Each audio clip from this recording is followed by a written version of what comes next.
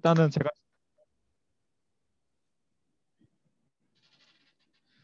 네. 일단은 시작하겠습니다. 아이고.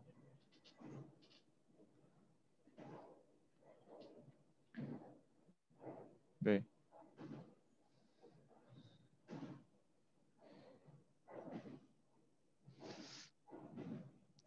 우선 제가 맡은 내용은 그 6장 중에서 이제 앞부분 말고 뒷부분이었고 그 이제 읽어보시면 다들 아시겠지만 이제 거의 생명의 진화 관련해서 이제 계통 발생학적인 내용들 이, 이 장의 내용이었던 것 같아요. 그 중에서도 이제 동물의 지능에 초점을 두고 좀 말씀을 많이 하셨던 것 같고 저자분이 이제 앞에서 뭐 그 좀 하등한 생물부터 어떻게 오는지는 이제 서현님이 더 다시 말씀해 주실 거고 저는 그 뒤의 내용을 일단 먼저 말씀드리겠습니다.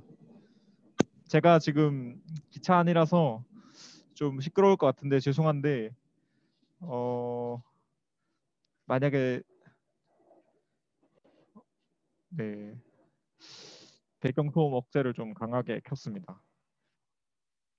그래서 그 혹시 제가 오디오가 안 좋으면 바로 말씀해 주세요. 네, 알겠습니다. 어, 네.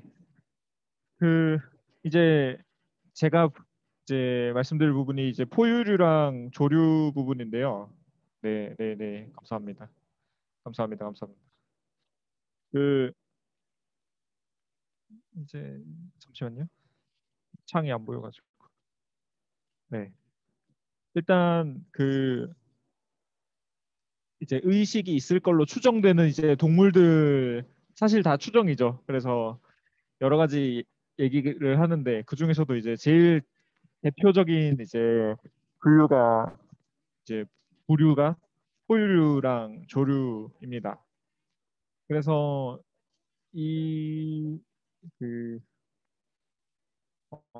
집단들이 이제 어떻게 진화했고 어떤 그 생물학적인 특징을 가지고 있는가에 대해서 이제 언급이 되는데요. 네, 둘 다 2억 년 전에 진화를 했고 이제 파충류랑 뭐가 다르냐 했을 때 이제 파충류는 이제 도롱뇽 생각해 보면 아시겠지만 발이 이렇게 돼 있죠. 근데 이제 포유류랑 조류는 다리가 이제 몸통의 밑에 붙어 있어요. 그래서 이제 직선적인 보행이 가능하고 그러다 보니까 이동성도 증가하고 뭐 새는 또 날아다니니까 그래서 그런 전차로 이제 어떤 체온의 그 내온성 이제 항온 동물이 되고 그러면서 대사율도 증가하고 이제 파충류보다는 훨씬 더 에너지를 많이 쓰는 그런 종이 된 거죠. 그래서 이제 그 와중에 이제 감각 피질이 확대되고 또 전체 뇌도 커졌다 이런 얘기를 합니다. 그래서 제가 좀 생각이 들었던 게 이게 그 뇌가 커진 게 그러면 이제 얘가 생활함에 있어서 이제 그 넉넉하게 먹고 이제 대사율도 증가하고 하니까 이제 잉여 자원이 생기니까 뇌에 이제 투자를 한 건가? 그러니까 뇌의 그 어떤 커진 과정이 그런 잉여 자원이 있었기 때문인가? 그러면 인간도 혹시 이제 좀 더 잘 먹고 좀 더 잘 그 영양적으로 넉넉해지면 그 어떤 현재의 뇌에 어떤 그런 걸 뚫을 수 있을까? 뭐 이런 생각도 들었고요. 진화적으로. 어, 네, 잡설이고요. 그리고 기존에는 이제 파충류까지는 시각을 주로 썼는데 이제 포유류랑 조류가 이제 좀 다른 길을 걸었는데 포유류는 대체로 야행성, 풀숲에 있는 시체를 먹든지 그런 스캐빈저 생활을 하기 때문에 이제 시각보다는 후각이나 촉각, 청각의 중요성이 증가했어요. 그래서 그걸 담당하는 피질 부위들이 이제 자라났다. 이전까지는 이제 대부분의 어떤 파충류 단계에서는 그 행동학적인 기능들이 피질보다는 그 밑에 그 텍텀 여기서 막 시계라고 언급되는데 중뇌 쪽에서의 반사작용으로 여러 가지 것들을 했는데 이제 그게 아니라 그 감각 피질이 이제 감각을 처리하기 시작하면서 이제 포유류의 경우에는 되게 다양한 감각 모델리티를 담당하는 피질이 이제 생겨났다 그런 얘기고요. 조류는 좀 달라서 얘네들은 날아다니니까 주행성이고 여전히 시각이 중요했고 그래서 실제로도 그 시각의 시각적 반사를 담당하는 그 중뇌 택텀이라는 부위가 이제 되게 크게 남아 있어요. 그래서 그런 차이가 있고 포유류랑 조류 둘 다 이제 피질의 어떤 그 층상 구조, 6층짜리 그 레이어 구조가 이제 이때부터 나타났다. 그래서 이제 층상 구조가 어떤 역할을 하는 건지 솔직히 저는 잘 모르겠는데 어, 이제 해석하기로는 좀 더 효율적으로 정보를 이렇게 교환하고 어떤 체계적으로 이렇게 오르게나이제이션 되고 뭐 이런 역할을 하겠죠. 근데 꼭 그게 아니더라도 뭐 시상이나 이런 신경 핵 단위로도 잘 할 수 있을 것 같아서 그 층상 구조가 막 꼭 유리한가 이거는 저는 잘 모르겠긴 해요. 혹시 아시는 분이 있으면 알려주시면 감사하겠고. 어쨌든 그런 층상 구조가 포유류랑 조류에서만 나타난다. 뭐 이런 사실들. 그다음에 이제 포유류에서 유인원이 진화를 하는데 이제 그 우리가 흔히 이제 뇌과학 처음 공부하면 듣는 흉내 뇌, 또 포유류의 뇌, 그리고 인간의 뇌 뭐 이런 식으로 그 삼위일체의 뇌 뭐 이런 식으로 얘기를 하는데 그 이론도 잠깐 언급돼 있고 어쨌든 근데 현대 신경과학에서는 이것도 뭐 아주 틀린 말은 아니지만 그냥 덕지덕지 필요한 기능 그때그때 필요한 기능들이 붙어 갔다고 얘기를 하기 때문에 뭐 이런 식으로 꼭 오르가나이즈 된 건 아닐 수도 있을 것 같고요. 그렇지만 이런 방향성은 맞는 것 같습니다. 그래서 그러면 유인원이 뭐가 다르냐? 이제 유인원 저도 이걸 하도 오랜만에 봐서 발생이 아니라 저 진화를 그 분류학을 하도 오랜만에 봐서 영장류가 어디에 있는가에 대해서 이제 그 저도 잊어버리고 있었는데 이제 포유강 아래에 이제 영장 상목이 있고 그 밑에 이제 설치목, 영장목 이렇게 있습니다. 그래서 설치류랑 영장류가 되게 가까워요. 생각해 보면 이제 다람쥐가 손을 쓰는 걸 보면 영장류하고 되게 가깝게 쥐 이제 잡아보신 분들 아시겠지만 손가락이 되게 사람 같단 말이에요. 뭐 이런 것들이 이제 설치류랑 영장류가 가까운 증거다.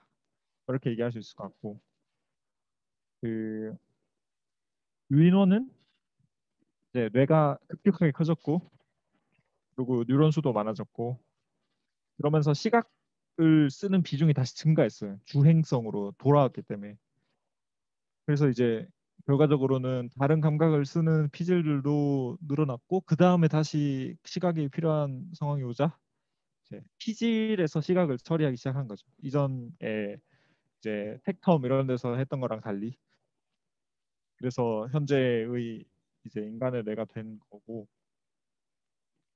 그래서 설치목이랑 가깝기 때문에 많은 실험들에 이제 쥐를 쓴다.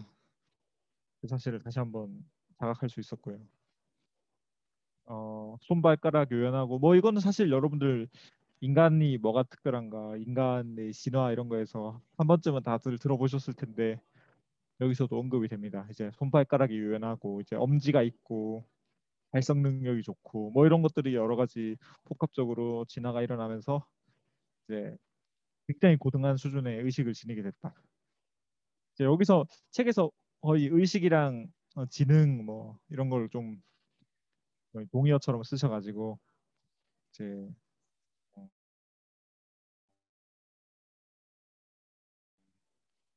좀 엄밀하게 정의되지 않은 면이 있지만 어쨌든 인간이 지금의 의식 구조를 가지고 된 거는 언어랑 발성기관이랑 또 손 이런 그 손의 사용 이런 여러 가지 기능들이 이제 있으면서 그게 또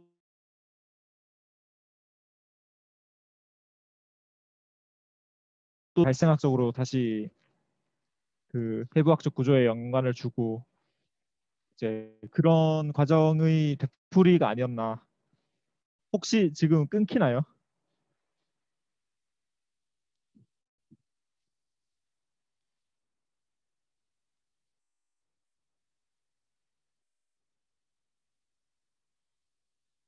아, 네. 조금씩 이게 조금씩 밀리는 게 있는 것 같긴 한데 그 제 인터넷인 줄 알았는데 일 수도 있겠네요. 그치만 그 내용은 잘 들립니다. 아, 아니에요. 제가 지금 네네. 좀 더 천천히 하겠습니다. 하여튼 그래서 이제 인간이 그런 식으로 진화했다. 이거는 뭐 다들 잘 아실 거고요. 음, 이제 의식에 대한 내용을 좀 말해보면 이제 여기서 좀 언급된 게 이제 그 동물의 의식에 관해서는 제일 이제 사람들이 많이 얘기하고 연구하고 한 게 이제 고통에 대한 거예요. 그래서 그 동물 실험의 어떤 윤리 규정 이런 것들에 대해서 합의를 이루기 위해서 여러 가지 실험적 증거들을 수집을 했었기 때문에 그런 것에 대해서 연구가 많이 일어났고 증거들이 많은데 그거랑 관련된 게 이제 정서 의식이라고 여기서는 얘기를 하는데 사실 정서라는 게 이제 감정하고도 동의어기도 하고 그 되게 그 ill-defined된 용어거든요. 그래서 뭐 정서가 뭐냐 하면 사실 감정이랑 정서가 뭐가 다른가, 기분이랑 정서가 뭐가 다른가. 근데 다 사실은 감정 연구하는 친구한테 들은 바로는 잘 정의되지 않았다고 알고 있어요. 다들 생각하는 게 다르고. 어쨌든 우리가 그 정서 의식이라고 여기서 얘기한다면 이제 그 그냥 퀄리아를 느끼는 그러니까 이제 시각으로 세상을 바라보고 뭐 이런 거랑 좀 달리 이제 어떤 그 고통이나 뭐 어떤 목마름 뭐 이런 내부 상태에 대해서 신체의 내부 상태에 대해서 내가 같이 판단을 내리는 아 좋다 나쁘다 싫다 뭐 즐겁다 뭐 이런 것들을 1차적으로 같이 판단을 내리는 그런 것을 이제 정서의식이라고 부를 수 있을 것 같은데요. 네, 그게 이제 의식의 진화랑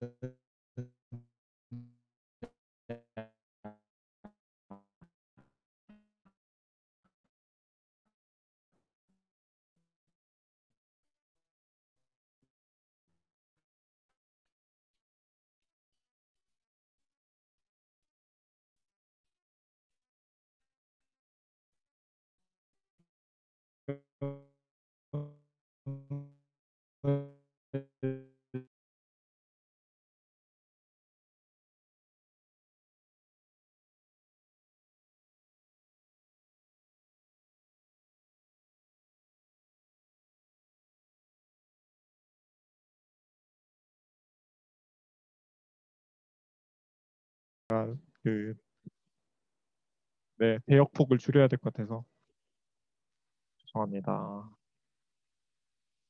네, 그래서 그 어, 잠시만요. 제가 인터넷 설정을 좀 하여튼 네, 그래서 그 이제 내면의 어떤 자극이나 이런 것들을 느끼는 거 자극이 아니라 이제 어떤 그 느낌 뭐라 그래야 될까요? 이제 그 내수용기적인 정보를 받아들여서 그것을 생생하게 느끼는 것 그게 센티언스라고 얘기를 하고 이제 그게 이제 어디 뇌부위에서 감당하는가를 봤을 때 이제 인슐라나 소마토 센서리에서 생겨난다는 주장이 있고 이제 근데 인슐라가 파괴된 환자의 경우에 정서 반응이 정상인 경우가 있어서 이제 꼭 필요한 건 아닌 것 같다. 뭐 이런 관례도 있고요. 그 다음에 이제 정서적 접근인데요. 그러니까 센티언스랑 사실은 비슷한데 이제 그 특히 좀 더 생존과 관련된 그 본능적 충동, 이제 뭔가 잡아먹고 싶다, 이제 어디로 가고 싶다, 뭐 아니면 물을 마시고 싶다, 뭐 이런 충동의 주관적 요소, 그 느낌 그 자체를 원초적 정서라고 정의를 한다면, 어, 즉 이제 항상성에 대한 기능이 이제 단순한 어떤 반사작용으로부터 무언가 느낌을 주는 수준으로 진화를 한 거겠죠. 뇌가 복잡해지면서 이제 그래서 정서가 되게 인간에 있어서 혹은 모든 생물에 있어서 어떤 자극에 대해서 그것의 어떤 밸류를, 그 밸런스라고 하죠. 그 가치를 이제 부과하기 때문에 그게 굉장히 중요한 요소다. 뭐 이런 주장도 있고요. 파충류의 경우에는 얘를 뭐 막대기나 이런 걸 건드리면 그 체온이나 심박 증가가 일어나는데 이제 양서류는 그런 게 없습니다. 그냥 툭 반응할 뿐, 뭐 툭 이렇게 딴 데로 틱 개구리가 튀어나갈 수는 있지만 걔가 뭔가 연속적으로 우리가 그러듯이 뭔가 두려움을 계속 느낀다든지 뭔가 심장 박동수가 뛴다든지 뭐 이런 것들이 일어나지 않아서 이때부터 그러면 원초적 정서가 있는 거 아니겠느냐. 그러면 만약에 정서가 의식의 근간이라면 파충류부터 의식이 있는 거 아닐까? 뭐 이런 주장이 있고요. 근데 이제 양서류가 이제 눈도 되게 좋고 여러 가지 뭐 양서류 이전에도 감각기관은 충분히 느끼고, 그러니까 외수용기적 의식은 충분히 우리가 있다고 생각할 수 있기 때문에 그러면 그것 둘 간의 관계를 얘기할 수 없다는 문제가 있습니다. 그래서 어, 저도 책을 요약하는 수준이라 엄청 엄밀하게는 잘 얘기 못 하겠는데 그래도 코멘트 있으시면 말씀 주시고요. 그래서 이제 이제 센티언스를 어떻게 탐지할 거냐, 어떻게 그 선별할 거냐, 이제 판별할 거냐의 문제를 이제 이야기하자면, 아까 말씀드린 이제 동물에게 이제 동물이 고통을 느끼는가, 뭐 랍스타가 고통을 느끼는가 이런 것들을 판별하기 위해서 어떤 조건을 흔히 사용하냐 했을 때 이제 그 신경 섬유 중에 C 타입, A 델타 타입 뭐 이런 신경 섬유가 있으면 걔가 이제 인간의 경우에 그 고통을 이제 그 통각 수용을 할 때 쓰이기 때문에 이제 얘가 있으면 그런 그 고통을 정상적으로 느낀다고 볼 수 있는데 이제 아 이제 동물도 그것이 똑같이 있는지를 보는 거죠.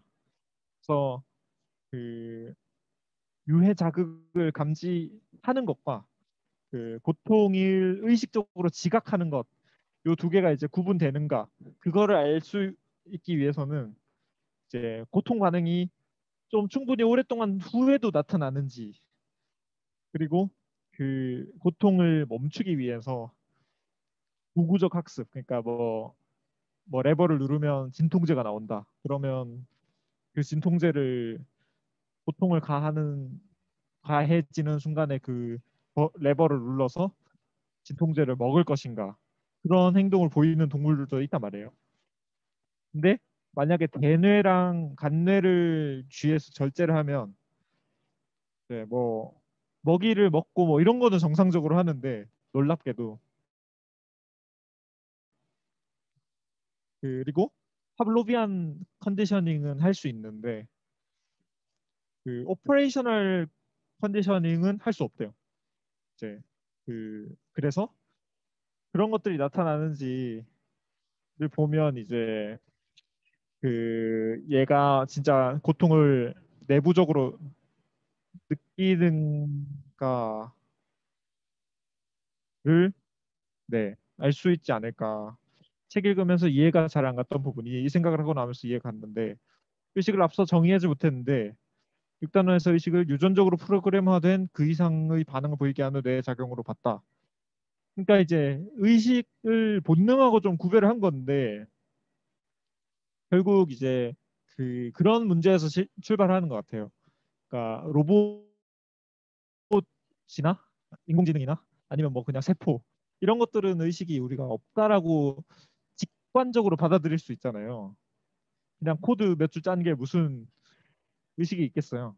근데 걔네들도 어떤 단순한 수준의 정보 처리를 하기 때문에 그게 그 어떤 특질적으로 그러니까 본질적으로 인간의 정보 처리와 무엇이 다른가 하면 그 유전적으로 프로그램화된 그 이상의 무언가 내면의 내수용기적 지각 뭐 이런 거라고 이제 생각이 되기 때문에 그런 거를 이제 어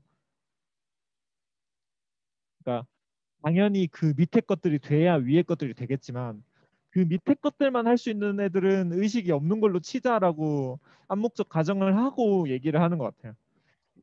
그게 이제 앞에서 그런 것들을 엄밀하게 다 훑고 갔으면 좋았겠지만 동물 의식 얘기할 때는 사실 그렇게밖에 좀 가정할 수 없기 때문에 물론 이제 뭐 IIT나 이런 걸 가지고 가면 뭐 코드 몇 줄도 다 의식이 있는 거죠.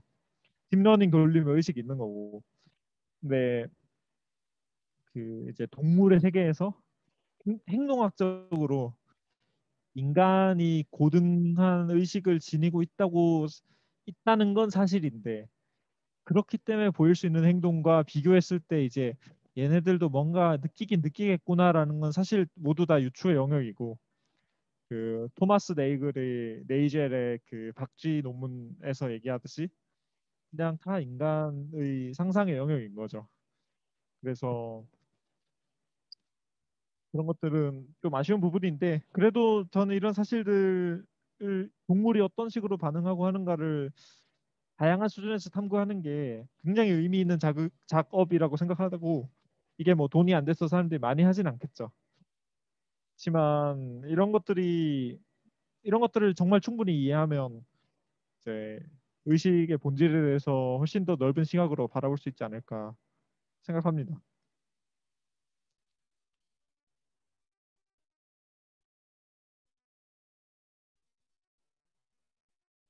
어, 어쨌든 에 관해서는 뭐 이 정도로 이야기할 수 있을 것 같고요. 제가 인터넷 연결이 불안정하다고 뜨는데 괜찮나요?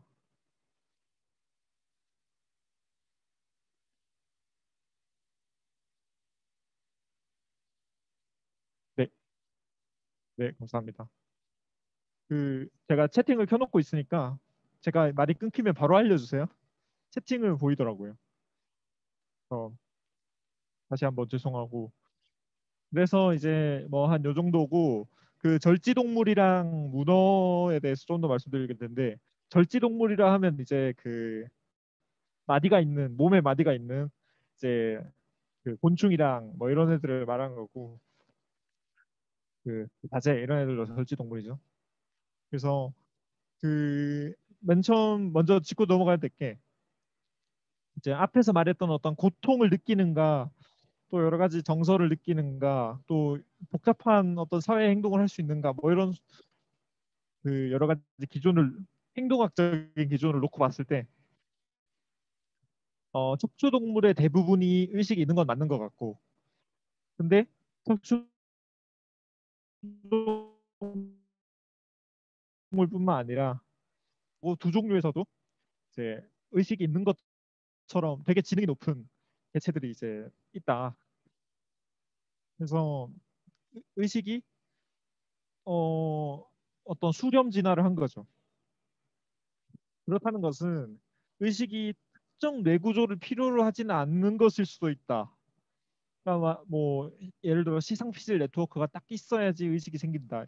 이건 아닐 수도 있다는 되게 사실은 굉장히 볼드한 스테이트먼트인데 이제 동물 의식에서 그런 사실을 알 수 있고요.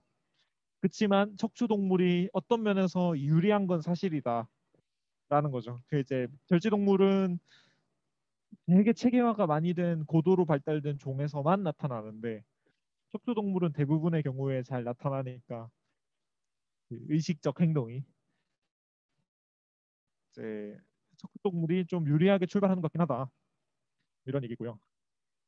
그래서 절지 동물도 어떤 적응에 필요한 행동을 생존에 필요한 행동을 학습하고 기억하고 계획하고 또 더 나아가 의사소통하고 협동하고 뭐 이런 복잡한 행동들을 잘 보이는 개체들이 있습니다. 그래서 이거는 그 아래에 보이는 거는 그 초파리의 뇌 사진인데요. 이제 책에서도 그 해부학적 구조가 좀 나왔지만 그 왼쪽 오른쪽에 넓게 보이는 이 덩어리들이 이제 시각 옵틱 로브고요. 이제 요 중간에 이렇게 뾰족 솟은 얘가 머쉬룸 바디라고 해가지고 인간의 경우에는 이제 대뇌피질에 해당하는 그 기능을 담당하는 고등 기능을 담당하는 부위가 머쉬룸 바디입니다. 그래서 그 저도 최근에 알게 된 건데 되게 재밌는 게 이제 그 상원이가 제일 잘 알 텐데 상원이가 프루트 플라이 연구를 할 테니까 그 프루트 플라이가 이제 커넥톰이 다 밝혀졌고 프루트 플라이나 절지동물 같은 경우는 이제 우리가 흔히 알고 있는 그 덴드라이트, 소마, 엑손의 그 네트워크를 거치지 않고 네, 덴드라이트에서 바로 엑손으로 갑니다. 그리고 소마는 엄청 멀리 떨어져 있어요. 어디 한 곳에 모여 있대요. 그래서 덴드라이트에서 또 그 그 액션 포텐셜이 일어나고 그러니까 그런 서메이션이 일어나고 그래서 해부학적으로 인간하고 되게 다르고 되게 효율화되어 있는 것 같고 그 좁은 공간 안에 복잡한 뇌구조가 들어차기 위해서 어떤 굉장히 복잡한 효율화가 일어난 것 같다. 그래서 인간하고 너무 달라서 프루트플라이로 뭔가 잘 연구할 수 있을지가 하는 그 문제에 대해서 의문이 들긴 하더라고요. 그거는 상원이가 나중에 좀 얘기를 나중에 언젠가 해주면 좋겠고 어, 어쨌든 여기서 언급된 개체는 꿀벌인데요. 이제 벌이 이제 그 진사활성 동물이고 그러니까 이제 곤충들 중에서 제일 똑똑하다고 알려져 있죠. 개미랑 함께 꿀벌이 특히 더 똑똑한 것 같고 저도 여러 번 얘기는 들었는데 버섯체 아까 말한 그 머쉬룸 바디의 비중이 다른 모든 절지동물보다 1등이라고 하고요. 그래서 일단 얘는 3차원을 날아다니니까 그것이 일단 차지하는 어떤 그 뇌 부하가 있을 거고 꽃도 구별해야 되고 양육도 해야 되고 또 그 팀을 이뤄서 과제를 배분하고 의견도 교환하고 뭐 이런 되게 인간이 할 수 있는 유연한 행동 양식을 보인다라는 거고 기행을 하니까 당연히 또 환경에 대해서 이제 인터널리 뭔가 매핑을 하고 있겠죠. 그런 것도 나타나고 그런 것들이 이제 과연 의식 없이 가능하겠느냐라는 얘기인 건데 근데 뭐 매핑 같은 거는 알고리즘적으로 충분히 할 수 있을 것 같아서 그 부분은 잘은 모르겠어요. 결국 추정에 불과한 것 같고 요 실험이 소개됐는데 요거 저 좀 찾아봤는데 되게 재밌더라고요. 그러니까 뭐냐면 이제 그 칸나기를 이제 트레이닝 할 때 이제 어 뭐더라?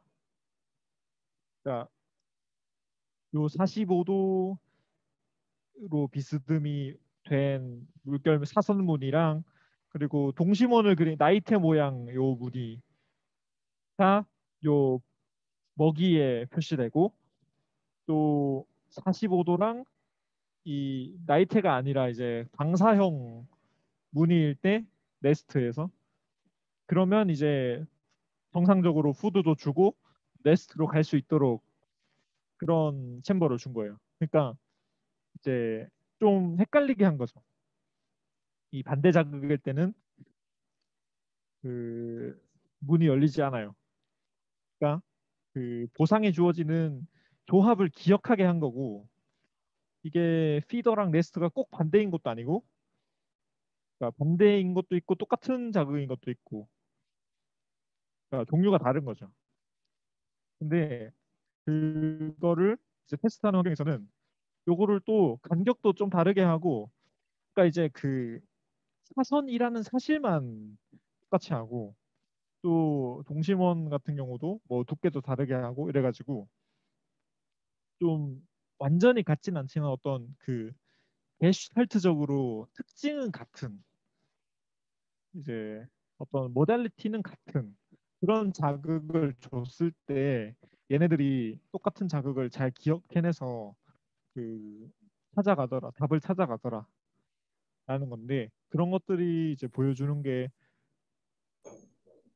네, 일단 그 복잡한 얘가 연산을 하고 그거에 더해서 이제 그 어떤 문의를 단순히 예를 들어 기계적으로 기억하는 게 아니라 이제 그거의 어떤 특성을 찝어내서 얘가 인식을 하고 그걸 과제에 적용도 하고 뭐 이러는 되게 복잡한 정신 활동을 수행한다는 증거가 되기 때문에 이제 의식이 존재한다는 강력한 증거라고 책에서 얘기하더라고요. 하여튼 그 벌이나 이런 곤충, 일부 곤충들이 되게 똑똑한 건 사실인 것 같고, 되게 근데 안 똑똑한 애들이랑 똑똑한 애들이 일단 나뉘는 건 맞고, 걔네들의 어떤 능력치가 이제 그 사회적인 협력을 가능케 하는가 여부에서 되게 많이 갈리는 것 같아요. 그래서 절지동물의 경우에는 또 그런데, 재밌는 건 문어의 경우에는 제가 알기로는 그냥 각자 살거든요. 그래서 사회성이 반드시 연관된 것도 아닌 것 같고, 이제 결국 어떤 유연한 행동을 할 수 있는가 여부, 다양한 행동을 해야 하는가의 여부가 좀 중요한 게 아닌가 하는 생각을. 그리고 이제 마지막으로 연체동물인데, 그 문어의 그 지능에 대한 어떤 서술은 여러 책이나 넷플릭스 영상 뭐 그 다큐멘터리 같도 있고, 나중에 궁금하신 분들 꼭 한번 봐보시고요. 그래서 문어가 이제 두 종류라고 하는데, 네, 그 껍데기가 없어요. 뭐 그 오징어도 그렇지만 낙지도 그렇고, 그러니까 다른 연체 동물이랑 달리 껍데기가 없다. 그래서 그 상어나 이런 애들이 되게 좋아해요. 그래서 그걸 어 피식되는 거에서 벗어나고 또 자기도 뭔가 잡아먹기 위해서 되게 머리를 많이 써야 돼요. 근데 문어는 뭐 또 1년 남짓 살고 뭔가 크게 얘가 고등해 보이진 않는데, 그럼에도 불구하고 엄청 복잡한 행- 행동상의 특징들을 보입니다. 그래서 그거에 대해서 좀 말씀드리면, 그 일단 뉴런의 80%가 팔에 있어요. 각각의 팔에 있고, 그래서 거의 뇌는 중앙신경계가 아니라 거의 그냥 이제 그냥 병렬 수행하는 연산을 그냥 모아서 어떤 중계하는 역할 정도만 하고요. 천안 아산역에 도착했습니다. 그리고 팔을 독립적으로 제어하고 각종 기능을 수행할 수 있다. 그래서 그 다큐멘터리나 책을 보시면 알 수 있는데, 이제 그 사육사의 얼굴들을 판별하기도 하고, 또 뭐 장난도 치고 물도 쏘고 뭐 가지고 놀고, 그냥 재미로 사냥하기도 하고, 그 위로를 통과하든지 뭐 위장술 하는 거는 다들 한 번씩 보셨을 거고. 그래서 저는 제 개인적으로 문어의 의식이 있다고 저는 개인적으로 생각하고요. 그래서 문어를 필요한 경우가 아니면 먹지 않습니다. 저는. 그래서 잡아먹으면 안 된다고 생각하고요.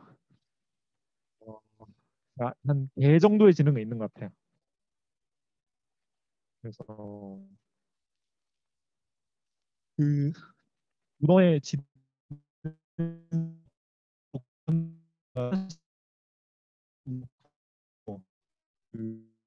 그의 구조가 척추 동물하고는 극단적으로 더 다르기 때문에 절지 동물하고도 또 다르기 때문에 얘는 완전 뭐 병렬식으로 돌아가기 때문에 이제 그런 면에서 되게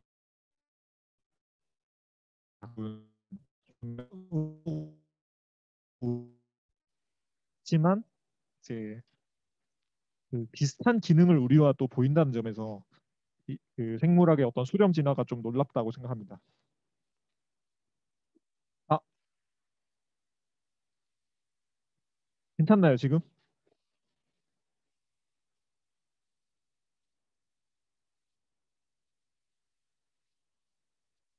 네네. 하여튼 문어가 그렇게 뇌가 다르지만 비슷한 우리와 비슷한 기능을 수행하고 뭐 놀기도 하고 정서도 느끼고 이런다는 점에서 그 수렴 진화가 되게 놀랍다 이런 얘기를 했고요. 그래서 정리하자면 이제 의식은 여기서 정리라고 할 수 있는 게 한 요 정도인 것 같아요. 제가 찾아봤는데 의식은 되게 나름 오래됐고 또 광범위하게 관찰되는 기능이다. 여기선 기능으로 봤어요. 어쨌든 움직임이랑 생존, 유전자 보존을 위해서 진화한 어떤 기능의 일종이다. 이유가 있었을 거다라고 얘기를 하고 그 기능은 뭐냐? 이제 복잡한 환경에서 융통성을 발휘해서 그러니까 1대1 뭐 그냥 그 자극과 반응 요 수준이 아니라 과거와 있었던 일들 뭐 다 기억해서 미래 계획도 하고 그 여러 가지 옵션 중에서 하나를 고르고 지금 뭐 내 눈앞에 먹이가 있고 뒤에서 사자가 쫓아오면 도망갈지 사냥을 할지 뭐 이런 것들을 결정을 해야 되잖아요. 그런 결정 능력이 의식과 굉장히 연관이 있는 것 같고 어 그리고 문어나 벌의 사례에서 알 수 있듯이 척추동물 척추가 무조건 있어야 되는 것도 아니고 신경계가 어느 수준 이상으로 복잡해지고 정보를 잘 통합하게 되면 그냥 상발하는 무언가인 것 같다라는 식으로 결론을 내고 단 이제 척추동물이 그렇게 되기에 되게 좋은 토대이긴 하다. 뭐 예를 들어서 그 뇌의 그 구조 자체가 뭐 그런 식으로 되기에 좀 알맞게 설계됐을 수도 있고요. 그런 거에 대해서 완전 잘 언급되진 않지만 어쨌든 그런 토대가 있는 것 같다. 그래서 이 정도로 책의 내용을 정리할 수 있을 것 같고 저도 뭐 공부를 좀 많이 했으면 좋은데 제가 이번 주 너무 바빠가지고 이 정도로 정리만 하겠습니다. 그래서 책에서 더 나아가지 못해서 좀 죄송하고 공주님은 지난번에 훨씬 더 풍부하게 해주셨는데 어쨌든 발표 들어주셔서 감사하고 제 앞에 부분을 이제 서현님께서 이어주시면 될 것 같습니다. 네, 감사합니다.